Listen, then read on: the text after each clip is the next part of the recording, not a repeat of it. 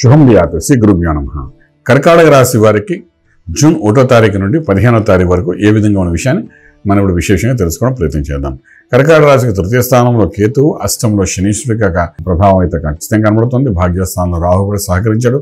రాజ్యంలో కుజుడు కొంతవరకు అనుకూలంగా ఉన్నప్పటికీ లాభస్థానంలో చూసుకున్న శుక్రుడు, రవి, గురువు ప్లస్ బుధుడు ఈ 4 గ్రహాలు అనుకూలం కొంచెం కనిపిస్తున్నాయి. ఏదైనప్పటికీ కర్కాటక రాశి వారికి అదృష్టం కలిసినా కలిసి రాకపోయినా, ఆరోగ్య విషయంలో అష్టంశని ఏడిపిస్తున్నా ఏదప్పటికీ రాజ్యంలో కుజుడు కొంతవరకు యోగించే అవకాశం ఉంది. కాబట్టి ఆర్థిక బలం పెరుగుతుంది. ఇంతకు ముందు కంటే ఇప్పుడు ఆర్థికంగా కొంత బలోపేతమయ్యే అవకాశం ఉంటుంది. ప్రభుత్వ సంబంధమైన పనులు ఏమంటే అవి కంప్లీట్ అవుతాయి.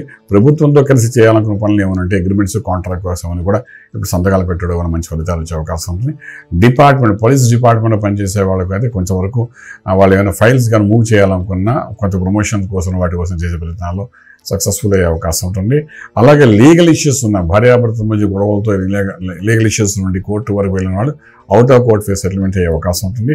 అలాగే మనం ఆస్తి తగాదాల విషయాల్లోకి వచ్చినప్పుడు కూడా దాన్ని వారు కొంత సెటరేట్ చేసి కొంత అనుకూలంగా ఏర్పాటు జరిగే అవకాశం అయితే బాగా కనిపిస్తుంది. ఇలా రకరకాలుగా ఉద్యోగస్తులకి, వ్యాపారస్తులకి అన్ని కనబడతాయి. కాబట్టి ఆర్థిక బల విషయానికి వచ్చినప్పుడు బాగానే ఉంటుంది. లాభాలు కూడా వస్తాయి. ఎటు వచ్చి అదృష్టం కొంత కలవదు.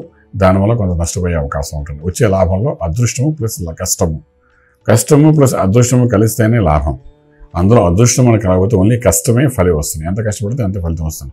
అదృష్టం ఏడ కాదు. అంచేతంటే సగభావమే మనకు ప్రాఫిట్ వస్తుంది. అదృష్టవంతుడికి పూర్తిగా వస్తుంది. సో ఈ రకంగా మనం ఆలోచించుకున్నప్పుడు అంటే అదృష్టం అనేది తక్కువగా ఉంది కాబట్టి కష్టానికి తగ్గ ఫలితం అయితే వచ్చేస్తుంది. ప్రాబ్లం లేదు. ఓకే, ఇక శుభవార్తలు వింటారు. శుభమైన కార్యాలకు అనుకూలం కనబడుతుంది. కానీ ఇప్పుడు ముహూర్తాలు లేని కారణం వల్ల కార్యాలు ఏమి జరగవచ్చు. కానీ పెళ్లిళ్ళు, వివాహ వ్యవస్థ కోసం చేసే ప్రయత్నాల్లో మధ్యవర్తిత్వం వహించండి. సఫలీకృతమయ్యే అవకాశం బాగానే కనబడుతుంది. మీ ఆరోగ్యం గురించి ముందు చూసుకోవడం చాలా అవసరం.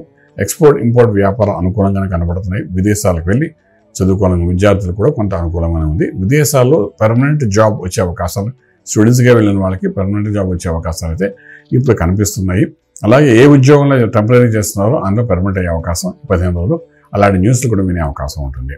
అలాగే ఆరోగ్య విషయానికి వచ్చాము. శనీశ్వరుడి యొక్క ప్రభావం బాగా విపరీతంగా కనబడుతుంది. కాబట్టి శనికి సంబంధించిన దానాలు ఇచ్చుకోవడం, శనికి సంబంధించిన జపం చేసుకోవడం, శనికి సంబంధించిన తైలాభిషేకం చేసుకుని ఇవన్నీ కొంత చేసుకోవడం అవసరం ఉంటుంది.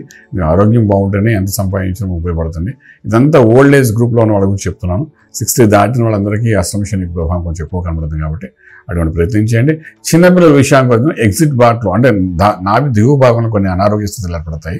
యుక్త వయసులో 50 సంవత్సరాల లోపల ఉన్న వాళ్ళందరికీ కొంచెం దాన్ని కరెక్షన్ చేసుకోవడం ప్రయత్నం చేయండి. దానికి తోడుగా మీరు మంత్రం దగ్గరకు వచ్చినప్పుడు దక్షిణామూర్తి మహామంత్రం చదవండి. డెఫినెట్గా కొన్ని యోగాలు మీకు అనుకూలిస్తాయి. రాజమార్గంలో రాజ్యం పొందగలుగుతారు. శుభం వ్యాధం. పూర్తి వివరాలకు సంప్రదించండి శ్రీ వేదమాత గాయత్రి జ్యోతిష్యాలయం, బ్రహ్మశ్రీ మంతా సూర్యనారాయణ శర్మ గారు, Srinilayam, first floor, 101, Sai Vaibhav layout, Chitrapuri colony పక్కన, కాజాగూడ, హైదరాబాద్ 500008. సంప్రదించవలసిన ఫోన్ నంబర్ 8855559147, 8855559148, 98499644.